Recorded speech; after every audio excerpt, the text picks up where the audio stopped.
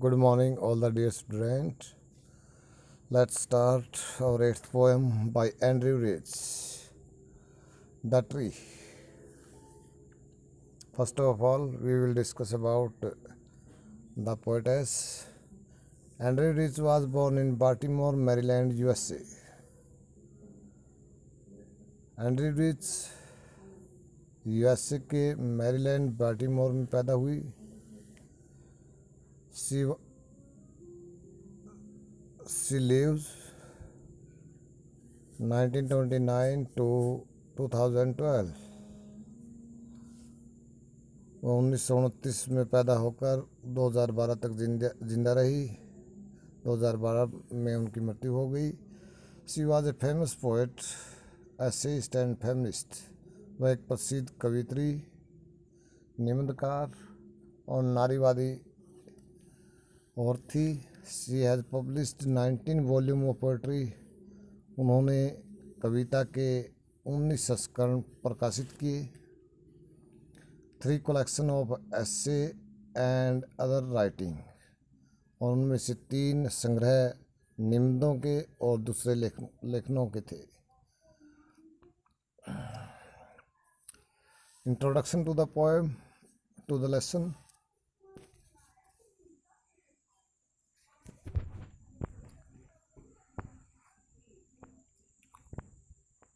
Before start this video, you are advised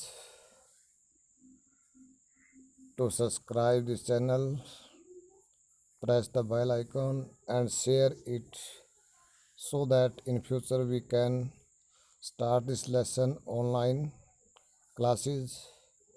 This is required 100 subscription and 400 hours of the channel.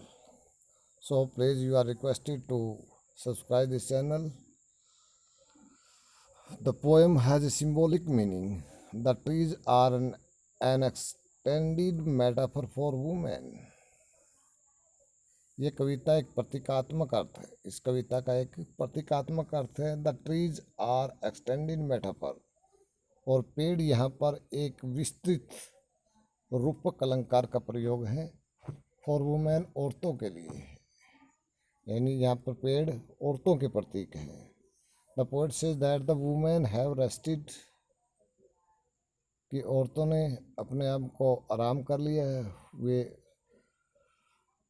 Strict observation में रखी गई हैं. Heeled, अब वो उनसे अब आराम करने के पश्चात वो ठीक हो गई, स्वस्थ हो गई है. And recovered,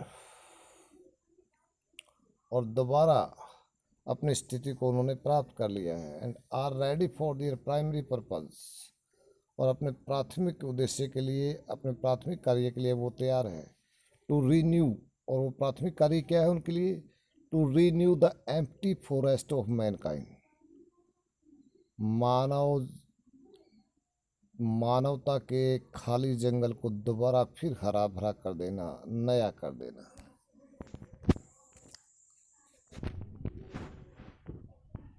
Let us start the poem. The tree inside are moving out in the forest. The tree, पेड़, inside, जो अब तक घर में थे, अंदर के पेड़, are moving out in the forest, बाहर जंगल की तरफ आ रहे हैं. The forest that was empty all these days, वो जंगल जो इन दिनों बिल्कुल खाली था. where no bird could sit, जहाँ कोई पक्षी बैठ नहीं सकता था. नो इंसेक्ट हाइड, न ही कोई कीड़ा मकोड़ा उसमें छुप सकता था. नो सन बरी इट्स फीट इन शैडो, और कोई भी सूर्य उसके अंदर अपनी छाया रूपी पाँव को नहीं जमा सकता था. यानी किसी प्रकार की छाया वहाँ पर नहीं होती थी, क्योंकि पेड़ नहीं थे. तो पेड़ नहीं होंगे तो छाया नहीं होगी. The forest that was empty all these nights, जंगल जो इन सभी रातों के दौरान खाली था. Will be full of trees by morning, सुबह तक पेड़ों से भर जाएगा. एक्सप्लेनेशन देखिए. द पोएट सेज दैट, कवि कहता है कि the trees are moving out of confines of the houses, कि पेड़ अब घर रूपी कैदों से बाहर निकल रहे हैं, इनटू द ओपन फॉरेस्ट, खुले जंगल में। दिस इज अनरियलिस्टिक, ये बड़े अवास्तविक लगता है। एज क्योंकि the trees are immovable and hence, क्योंकि पेड़ हिल नहीं सकते,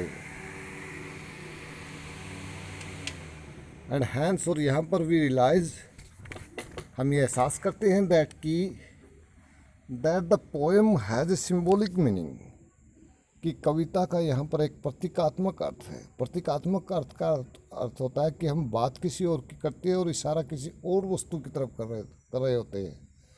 इंटरपार्ट the trees refer to the females, हम यहाँ पर पेड़ों का जिक्र औरतों के लिए करते हैं। हु हैव हील्ड themselves, जिन्होंने अपने आप को आराम की स्थिति में पहुंचा दिया था, and are ready to move out of their homes, who have healed themselves, जिसने अपने आप को स्वस्थ कर लिया है, and are ready to move out of their home, और अब वो अपने घरों से निकलने के लिए तैयार हैं, इनटू द फॉरेस्ट, जंगल के अंदर, to fulfil their primary purpose of filling the world with mankind, to fulfil their primary purpose, अपने प्राथमिक कार्य को पूरा करने के लिए, वो फिलिंग द वर्ल्ड, और वो प्राथमिक कार्य क्या है उनका, वो filling the world with mankind, कि संसार को मानवता से भरने के लिए। फर्दर, आगे सी एड्स, कवित्री आगे कहती है दैट कि the forest has been empty for the past many days, कि जंगल पिछले कुछ दिनों से खाली था, एंड सो इसलिए no bird can be seen as they do not have any trees to sit on, और इसलिए उस जंगल में कोई पक्षी नहीं दिखाई दे सकता है।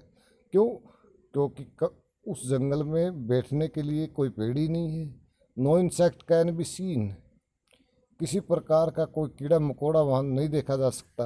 एज क्योंकि they don't have any shelter, क्योंकि उनके पास कोई आश्रय स्थल या छुपने के लिए कोई जगह नहीं है। And the sunlight can not form any shadow, और सूर्य के प्रकाश किसी प्रकार की छाया नहीं कर सकता। The forest of humanity has remained empty, for the forest of humanity, मानवता का यह जंगल हैज रिमेन्ड, खाली हो चुका है, फॉर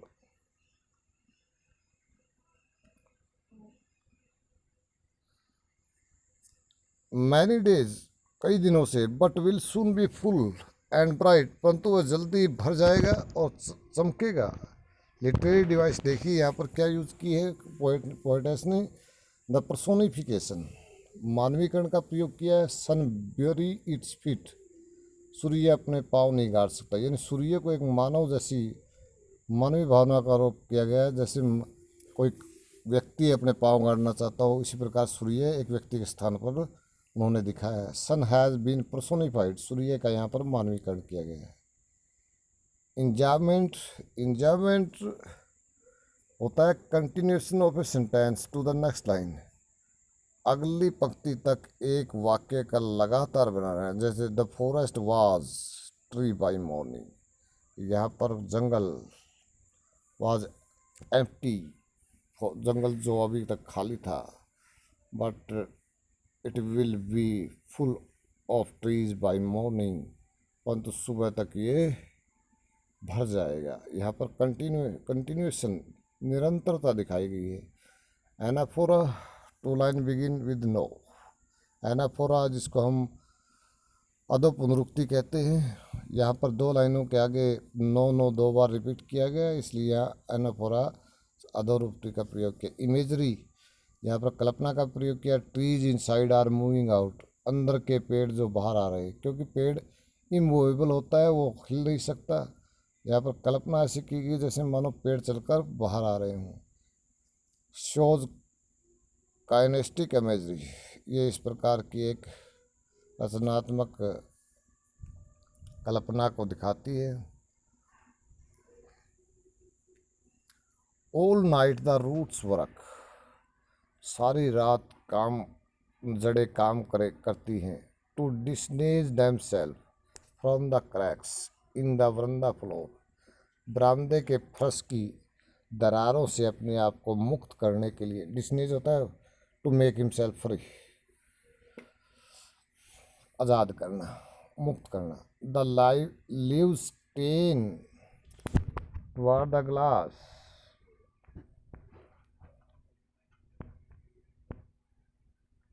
द लीव्स पत्ते, स्ट्रेन दबाव डाल रहे, टुवर्ड द ग्लास शीशों की तरफ. Small twigs stiff with exertion. Small twigs छोटी छोटी टहनियाँ, स्टीफ अकड़ गई है, विद एक्जर्शन मेहनत से. लॉन्ग क्रैप्ड बग लंबी लंबी मुड़ी हुई टहनियाँ. सफलिंग अंडर द रूफ छत के नीचे छटपटा रही हैं. लाइक न्यूली डिस्चार्ज पेशेंट नए नए अभी अभी हॉस्पिटल से निकले रोगी की तरह. हाफ डेज जो आधा हैरानी में हो, सुन हो. Moving to the clinic door और जो हॉस्पिटल के दरवाजे से बाहर जा रहा हो. एग्जेशन होता है एफर्ट और क्रैम्प्ड होता है रेस्ट्रिक्टेड, रोकी गई. You can see again, all night the roots work to disengage themselves from the cracks in the veranda floor. सारी रात बरामदे की दरारों से अपने आप को मुक्त करने के लिए जड़ें काम करती हैं. The leaves strain toward the glass. पत्ते शीशों की तरफ, खिड़कियों के शीशों की तरफ दबाव डाल रहे. Small twigs stiff with exertion. छोटी छोटी टहनियाँ प्रयत्न करने से, कोशिश करने से, मेहनत करने से अकड़ गई हैं. द लॉन्ग क्रैप्ड बग छोटी लंबी क्रैप्ड रोकी गई. बग्स टहनियाँ. सफलिंग छटपटा रही है, अंडर द रूफ छत के नीचे. लाइक न्यूली डिस्चार्ज पेशेंट एक नए अभी अभी हॉस्पिटल से छुट्टी लिए हुए उस रोगी की तरह. हाफ डेज जो अभी अर्ध चेतना में है, आधा होश में है. Moving to the clinic door जो अस्पताल के दरवाजे से बाहर आ रहा है. डिस्नेज होता है रिमूव, हटा देना, आज़ाद करना.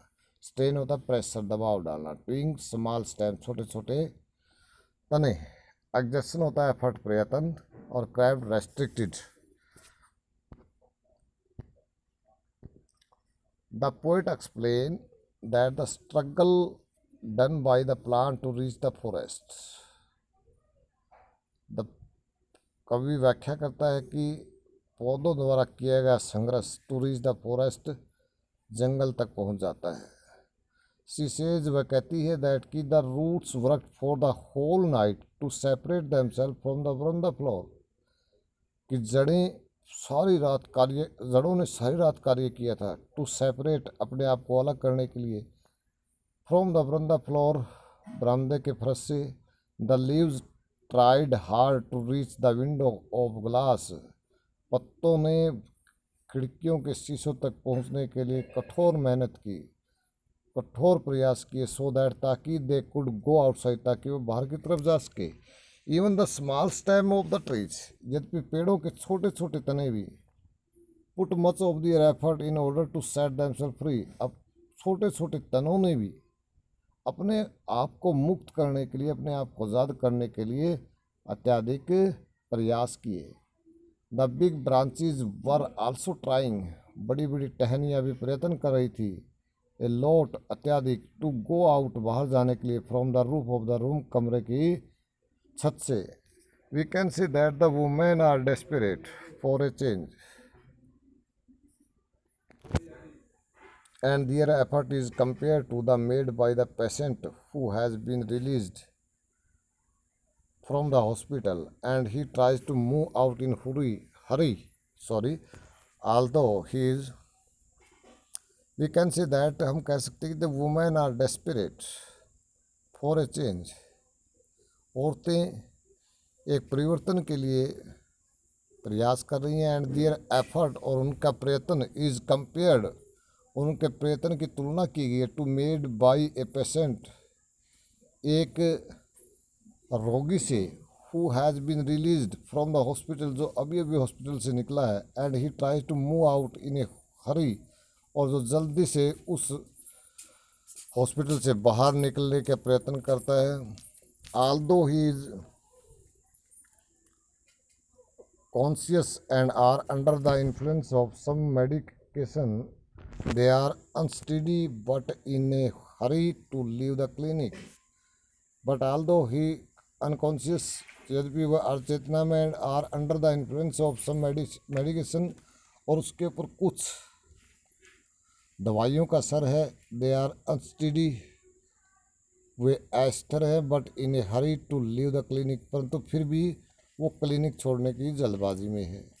लिटरेरी अनस्टेडी का मतलब होता है यहाँ पर उसकी जो हालत है वो अस्थिर है।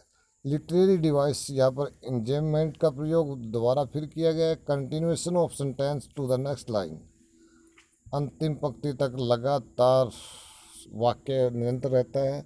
The leaves strain half dazed, simile का भी प्रयोग किया गया है। सिमिली यहाँ पर ट्री कंपेयर टू पेशेंट, पेड़ों की तुलना एक रोगी से की गई है। Like newly discharge patient. Personification, मानवीकरण प्रयोग किया। Twigs and bugs have been personified, टहनियों, छोटी टहनियों और तनों का प्रयोग, तनों का मानवीकरण किया गया क्योंकि एक व्यक्ति की तरह वो खिड़कियों से या छत, कमरे की छत से बाहर निकलने का प्रयत्न कर रहे हैं। आई सिट, मैं बैठे हूँ।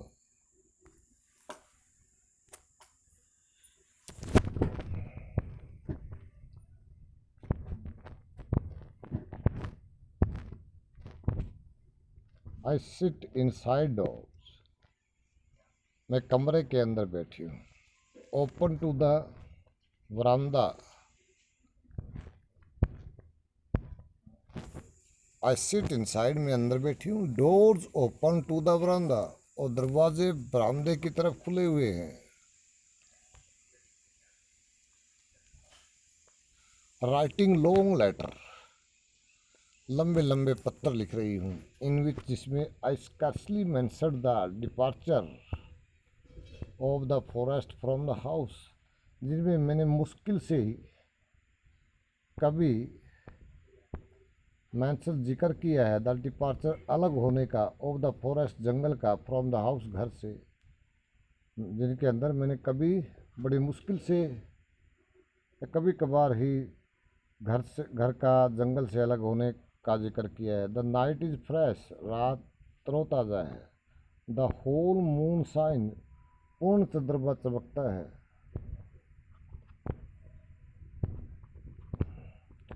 इन ए स्काई स्टिल ओपन, एक ऐसे आसमान में जो खुला हुआ है। The smell of leaves and lichen, पत्तों और काई की सुगंध। स्टील रीचेज, अब भी पहुंचती है। लाइक ए वॉइस, एक आवाज़ की तरह। इनटू द रूम्स, कमरे में। यहाँ पर दोबारा देखिए। The night is fresh,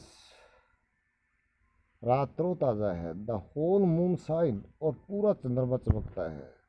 in sky, एक आसमान में। स्टील ओपन, जो अब भी खुला हुआ है। The smell of leaves and lichen, और पत्तों और काई की सुगंध। स्टील रीचेज, अब भी पहुंचती है। लाइक ए वॉइस, एक आवाज़ की तरह। इनटू द रूम्स, कमरे में। स्कार्सली होता है बेरली, कभी कभार। डिपार्चर होता है छोड़ देना, लिविंग। लीचन, यहाँ पर crusty patches of bushes of fungus and algae on the tree trunk having a distinct smell.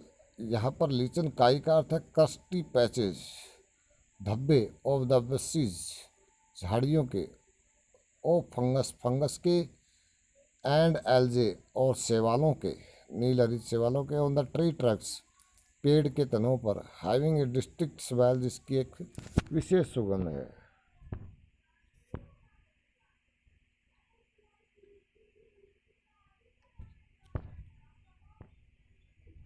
The poet says, कवित्री कहती दैट कि शी इज सीटिंग इन हर वरांदा, कि वह अपने वरांदे में बैठी है। राइटिंग लॉन्ग लेटर्स, लंबे लंबे पत्र लिख रही है। She does not mention about the trees living her house in her letters, she does not mention, वह जिक्र नहीं करती अबाउट द ट्रीज, पेड़ों का, लिविंग हर हाउस, अपना घर छोड़ते हुए, इन हर लेटर, उसके पत्रों में। शी सेज, वह कहती है दैट कि the night is very clear, रात बहुत साफ है। She can see the complete moon, वह पूर्ण चंद्रमा को देख सकती है। विच इज शाइनिंग, जो चमक रहा है। The smell of the leaves and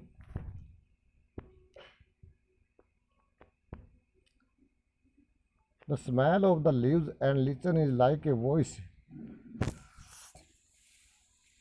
पत्तों और काई की आवाज़, इज लाइक ए वॉइस, एक आवाज़, सॉरी, पत्तों और काई की सुगंध, इज लाइक ए वॉइस, एक आवाज़ की तरह है। विच इज़ येलिंग, जो चिल्ला रही है। And expressing a desire for freedom, और स्वतंत्रता की इच्छा प्रकट कर रही है। From the confines of the house, घर की कैद से। Literary device, alliteration is used in this poem. Long letter, forest from sky still, leaves and lichen. यहाँ पर लॉन्ग लेटर के अंदर एल 2 बार रिपीट किया गया, फॉरेस्ट फ्रॉम में एफ रिपीट किया गया, और स्काई स्टील में एस रिपीट किया गया। लीव्स एंड लिचन में एल रिपीट किया गया है। तो यहाँ पर हम कह सकते हैं कि यहाँ पर अनुप्रास अलंकार है, एलिटेशन यूज किया गया है। Enjoyment, continuation of the sentence like the above two passages. Imagery, the poet has tried to create a scene in which she is observing all things happening. कवियत्री ने एक ऐसा दृश्य उत्पन्न करने की कोशिश की है जिसमें वो सब कुछ, हर चीज़ को घटित होते हुए देख रही है। द नाइट इज़ फ्रेश, रात ताज़ा इन टू द रूम्स, कमरे के अंदर। इनमें सभी में देखिए तो हम सभी लाइनों के अंदर इमेजरी यूज़ की गई है। My head is full of, मेरा सिर, मेरा दिमाग भरा है। विस्पर, फुसफुसाहट से। विच टुमारो विल बी साइलेंट, और जो फुसफुसाहट कल बंद हो जाएगी। लिसन, सुनो। द ग्लास इज ब्रेकिंग, कांच टूट रहा है। खिड़की के कांच टूट रहे हैं। The trees are stumbling forward into the night, और पेड़ लड़खड़ाते हुए फॉरवर्ड आगे बढ़ रहे हैं, इनटू द नाइट, रात में। Winds rush to meet them, और हवा उनसे मिलने के लिए दौड़ पड़ती है। The moon is broken like a mirror, चंद्रमा एक दर्पण की तरह टूटा हुआ है। Its pieces flash now in the crown, it pieces, और इसके टुकड़े, फ्लैश, चमकते हैं, नाउ अब, इन द क्राउन, ताज पर, चोटी पर, ऑफ द टालेस्ट ओक, सबसे लंबे ताड़ के पेड़ की। विस्पर यहाँ पर होता है मरमर, फुसफुसाहट, बड़बड़ाहट।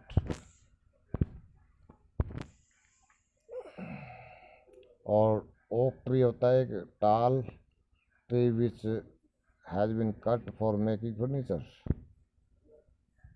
हर head is full of slow sound made by the trees, कवित्री कहती है कि उसका दिमाग is full of slow sound, धीमी धीमी आवाज़ों से भरा है। मेड बाय द ट्रीज, जो पेड़ों द्वारा की गई है। Which are desperate to move out, जो बाहर निकलने के लिए छटपटा रही है।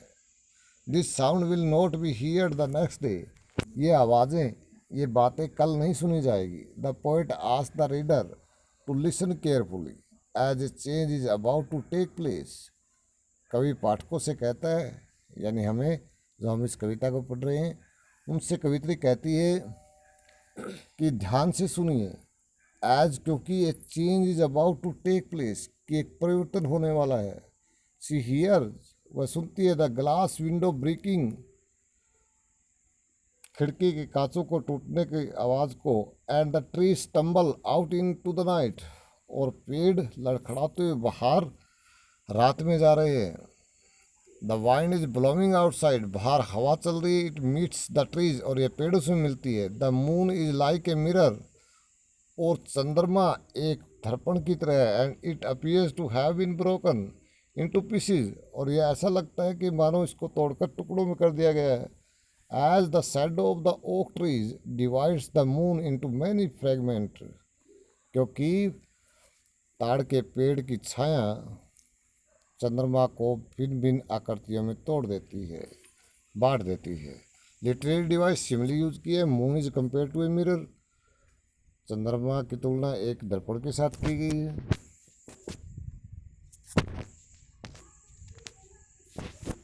Now our poem is finished. Thank you.